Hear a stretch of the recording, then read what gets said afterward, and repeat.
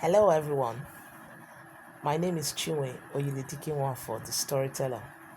Today I'll be telling another story from my book, a collection of ghost stories, and I'll be telling the story of Akudo, the ghost who terrorized her family members.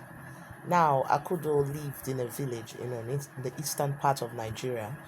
She was initially married to one Mr. Matthias. They had a daughter, but the marriage didn't work out and they divorced, and Akudo had to go back to her father's house to stay in her father's compound. Her parents were late, so she stayed in the compound alone.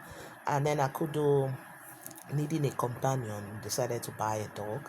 She actually named the dog Matthias, I think to spite her ex-husband.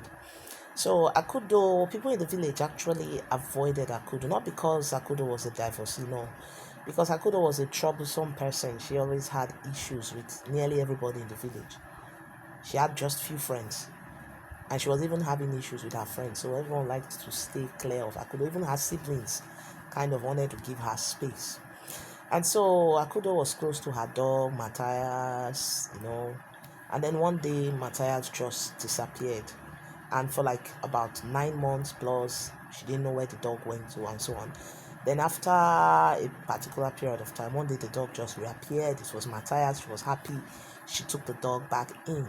But her friend Obiageli told her that this dog, it's not right what you're doing. You do not know where this dog has been. You do not know what it has had contact with. So it's not wise that you keep it. Why don't you sell it to these people who buy dogs for meat? And so she agreed to Obiageli's suggestion. On the market day, she took the dog, she tied the mouth, and she was going to sell it. But when Obiageli met her on the way, Obiageli told her that no, do not tie the mouth of the dog, because if you tie the mouth, you give people the impression that it is a mad dog. So losing the mouth and sell the dog that way. One thing that Akudo didn't know was that the dog actually had rabies. So while she was trying to untie the mouth of the dog beat her. Well, she went ahead to the market, she sold the dog, and then she just went to the chemist, bought antibiotics, and drank, and felt that she had handled the issue of the dog bite. But she started getting sick, and she started reaching out to her siblings. Then she was sick, but they didn't really take it serious. And being someone that is very troublesome, everybody trying to avoid her until it escalated, and Akudo started barking, and after barking for some time, she died. Now, when Akudo died, there's something that kept happening in the village.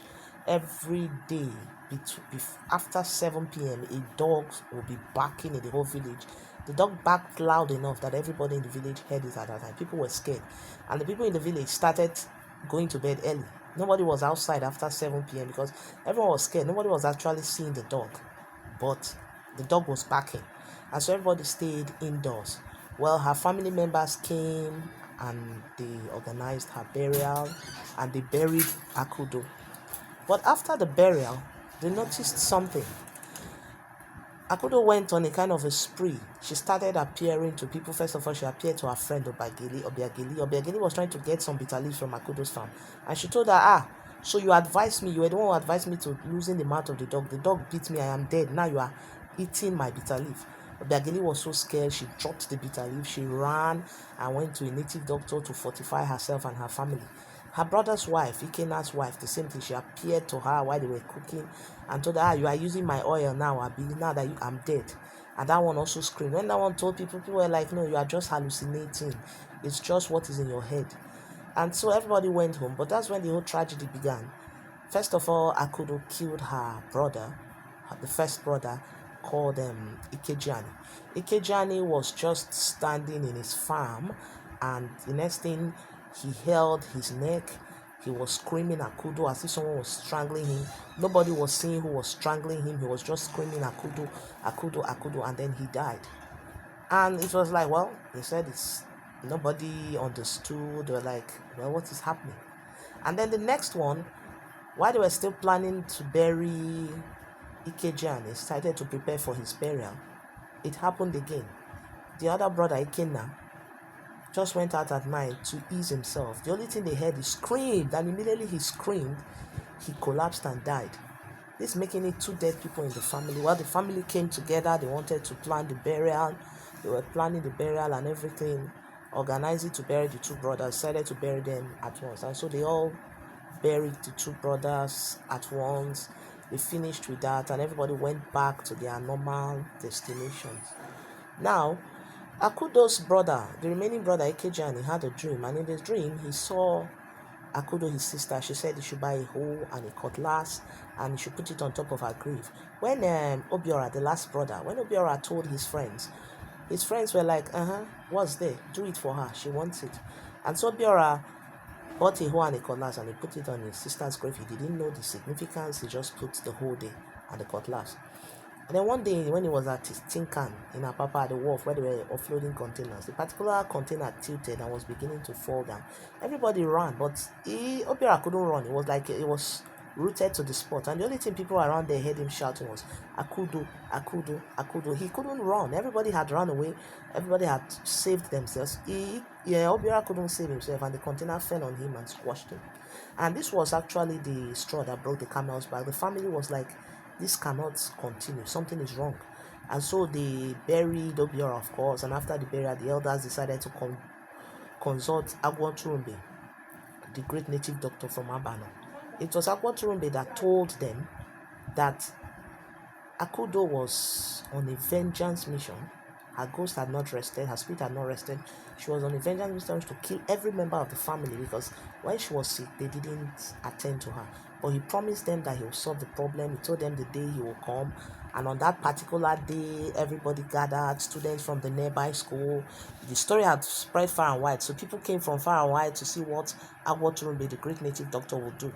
And so everybody gathered. And when Agwon Turumbe came, he looked at the grave and told everyone that Akudo had gone to the market to make her hair. And everyone, the young people there, they were laughing. That, what do you mean, gone to make her hair? And they were all laughing. After some time, he told them to keep quiet, that she was back. And then he used an ancient spear and stuck it on the grave and asked the men to dig fast.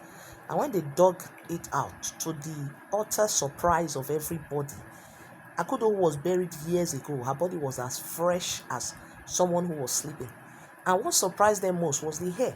Her hair was like someone who had just come from the hair plaiter, because the Vaseline the hair plaiter used was on the hair. This caused a lot of pandemonium as some people ran for their lives. People were scared.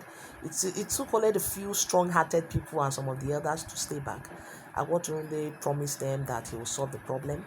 He did some incantations. He cut her body to pieces, packed it in a sack, did some incantations on the grave and covered the grave, and told them that Akudo will no longer disturb them. And he took the sack and went away. And true to his word, that was the last time Akudo appeared or killed any member of our family.